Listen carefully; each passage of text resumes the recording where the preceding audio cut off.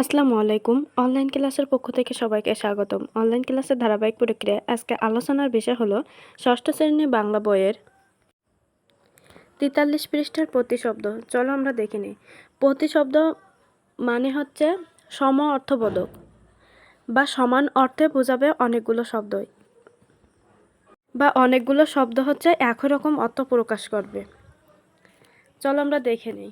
প্রতিশব্দ: রাত, কবুতর, আকাশ, চোখ, সংবাদ, বাড়ি, বাসনা, হাওয়া হাওয়া, ললাট, ভাগ্য, কপট, খুশি, গগন, হর্ষ, ভবন, আনন্দ, ইচ্ছা, কপাল, ঘর, বাতাস, পায়রা, রজনী, নয়ন, রাত্রি, আকাঙ্ক্ষা, নেতৃত্ব, বায়ু, বার্তা, খবর, আসমান।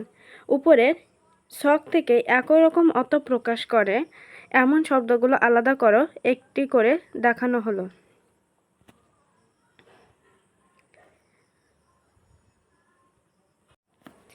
এখানে দেওয়া আছে রাত।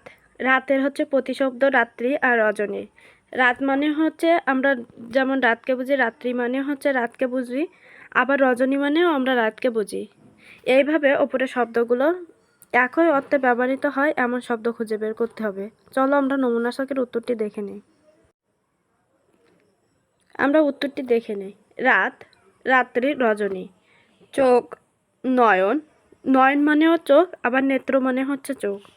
কবুতর, পায়রা, কপোত।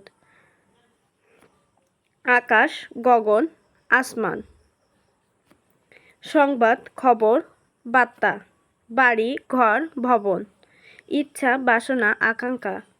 বাতাস, বায়ু, হাওয়া। কপাল, ললাট, ভাগ্য। আনন্দ, খুশি, হর্ষ। আমরা এগুলো যে অর্থ প্রকাশ পাই, এগুলো সে অর্থ প্রকাশ পায়, এগুলোও সে অর্থ প্রকাশ পায়, মানে একই অর্থ প্রকাশ পায় প্রতি শব্দে। যেমন এই সহজটা দিয়ে বোঝায় বাড়ি বলতে আমরা ঘর বুঝি, আবার ঘর বলতেও বাড়ি বুঝি, আবার ভবনও বুঝি, ইত্যাদি। ধন্যবাদ সবাইকে সাথে থাকার জন্য। পরবর্তী ক্লাস দেখার জন্য আমন্ত্রণ রইল। যারা চ্যানেলটিকে সাবস্ক্রাইব করেনি দ্রুত সাবস্ক্রাইব করুন।